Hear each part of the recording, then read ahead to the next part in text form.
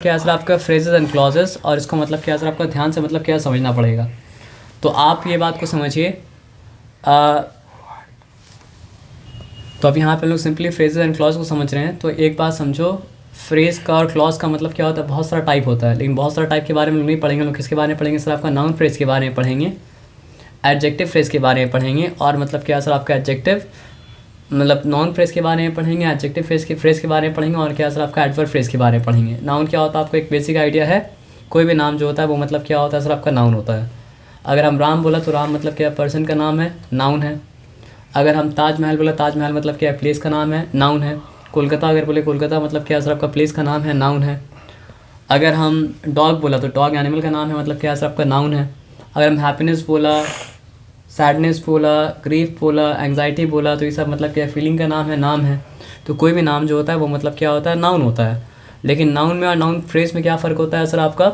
Noun एक ही word होता है, लेकिन और वो नाउन का काम करता है। और नाउन फ्रेज जो होता है वो मतलब क्या होता है सर आपका एक से ज़्यादा वर्ड होता है, और वो मतलब क्या करता है सर आपका नाउन का काम करता है। तो जब एक ही वर्ड नाउन का फंक्शन करे तो सिंपली वो क्या होगा सर आपका नाउन। और जब एक से ज़्यादा वर्ड मतलब क्या सर आपका नाउन का काम करता है तो मतलब क्या हो जाता है सर आपका नाउन फ्रेज हो जाता है।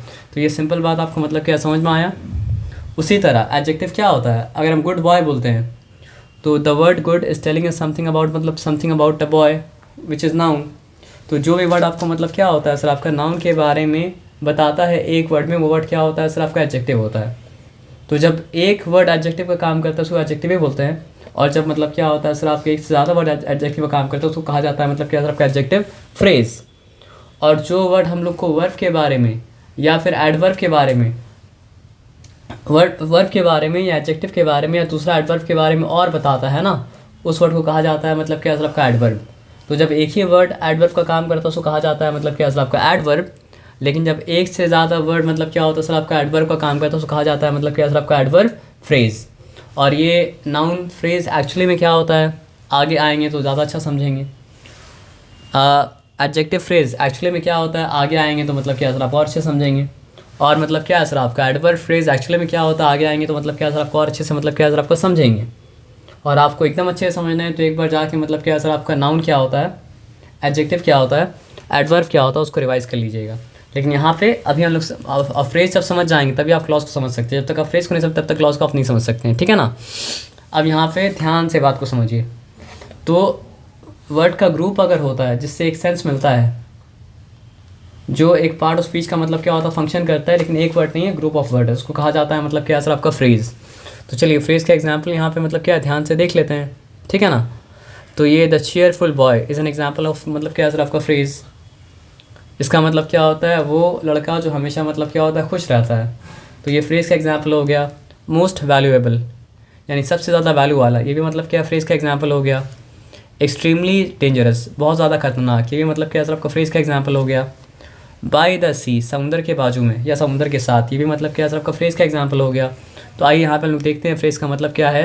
We know that a phrase is a group of two or more words that convey a short single piece of information. तो एक सिंपल बात क्या होता है यहाँ पे, एक वर्ड अगर है तो वो फ्रेज नहीं बनेगा, वो नाउन बन सकता है, वो नाउन होता है या फिर एडजेक्टिव होता है या फिर मतलब क्या होता है एडवर्ब होता है, और भी बहुत सारा तरह का होता है, लेकिन उसके बारे में डिस्कस नहीं करेंगे। तो दो या दो से ज़्यादा वर्ड अगर एक सिंगल पीस ऑफ इंफॉर्मेशन को कन्वे कर रहा है तो वो फ्रेज़ है। और अगर वो एक सिंगल पीस ऑफ इंफॉर्मेशन को कन्वे करने में, पहुंचाने में कामयाब नहीं हो पा रहा तो वो फ्रेज़ मतलब क्या असर आपका नहीं है। तो यहाँ पे क्या लिखा, phrase has some meaning but does not express a complete thought. तो फ्रेज अगर कंप्लीट थाट को, पूरा सोच को व्यक्त कर पाता, एक्सप्रेस कर पाता तो वह सेंटेंस होता। लेकिन पूरा थॉट को एक्सप्रेस नहीं कर पाया तो सेंटेंस नहीं बन पाया, लेकिन मतलब क्या सर आपका फ्रेज मतलब क्या सर आपका बन गया। ये बताया समझ में ना। तो a phrase does not have a subject and a verb agreement and is usually a part of a sentence. तो फ्रेज को कैसे पहचाना जाता है कि फ्रेज में ना तो सब्जेक्ट होता है ना वर्ब होता है। जो करने वाला है वो सब्जेक्ट है और जो किया जा रहा है वो मतलब क्या सर आपका वर्ब है। तो फ्रेज में ना करने वाला होता है ना वो होता है जो किया जा रहा है। हाँ, लेकिन फ्रेज़ क्या होता है सर आपका सेंटेंस का एक पार्ट होता है। तो यहाँ तो एकदम सिंपल एक बात करना है, देखिए क्या करना है। Tick the underline words if they are phrase and cross them if they are not. तो अगर फ्रेज़ है तो अंडरलाइन करना है, और फ्रेज़ नहीं है तो मतलब क्या सर आपको अंडरलाइन मतलब क्या करना सर आपका नहीं करना है। तो यहाँ पे सॉरी अंडरलाइन किया हुआ वर्ड अगर फ्रेज़ है तो टिक देना है, और अंडरलाइन किया हुआ वर्ड अगर मतलब क्या था फ्रेज़ नहीं तो टिक मतलब क्या सर आपका नहीं करना है। तो यहाँ पे क्या लिखा हुआ है, we live in the house next to the park, तो आपको हाउस नेक्स्ट टू पे ध्यान देना है। तो क्या हाउस नेक्स्ट टू फ्रेज़ है, हाउस नेक्स्ट टू का मतलब क्या होता है सर आपका घर के बाजू का, तो घर के बाजू का एक भी कंप्लीट पीस ऑफ इन्फॉर्मेशन मतलब क्या सर आपका नहीं दे पाया। जब वो एक भी कंप्लीट पीस ऑफ इन्फॉर्मेशन नहीं दे पाया तो यहाँ पे क्रॉस लगाना पड़ेगा। इन द ब्लू ड्रेस, तो इन द ब्लू ड्रेस क्या कर पा रहा है सर आपका, नीले ड्रेस में ये कंप्लीट पीस ऑफ इन्फॉर्मेशन मतलब क्या सर आपका दे पा रहा है। तो ये मतलब क्या हो जाएगा सर आपका, ये हो जाएगा आपका फ्रेज़। और ये किसके बारे में, गर्ल के बारे में, तो गर्ल मतलब क्या सर आपका नाउन है। तो अगर कोई वर्ड नाउन के बारे में होता है तो वो मतलब क्या होता है, एडजेक्टिव होता है। तो कोई अगर फ्रेज़ नाउन के बारे में तो वो मतलब क्या हो जाएगा सर आपका एडजेक्टिव फ्रेज़ हो जाएगा। ये डिस्टिंक्शन करने तो अभी नहीं बोला है लेकिन आगे आएगा तो इसलिए मतलब क्या सर आपको बता दिए। अब यहाँ पे आ जाइए, they wanted to go on a long walk to the sea shore, a long walk to the sea shore यानी सी शोर पे एक लंबे वॉक, सी शोर पे एक लंबा वॉक।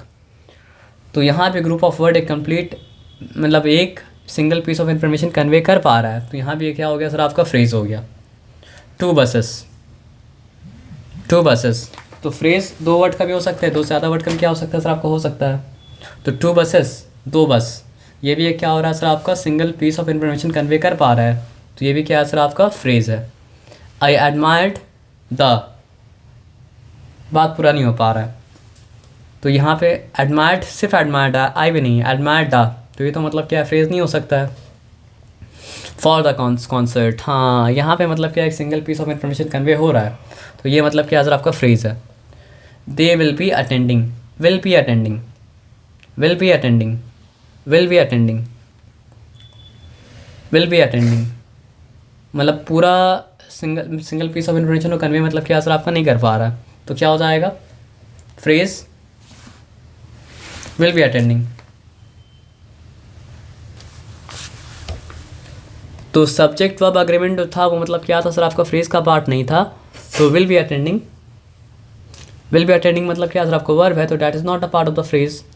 अब देखो फ्लॉक सिंगल वर्ड है ना, तो फ्रेज़ होने के लिए कम से कम दो वर्ड तो होना पड़ता है। तो फ्लॉक तो सिंगल वर्ड है तो फ्लॉक फ्रेज़ होगा क्या, नहीं।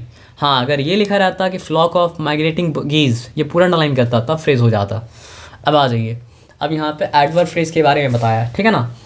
तो जो काम एडवर्ब करता है वही काम मतलब क्या होता है सर आपका एडवर्ब फ्रेज़ करता है, ये बताया समझ में ना। चलिए इसको अलग बना देते हैं।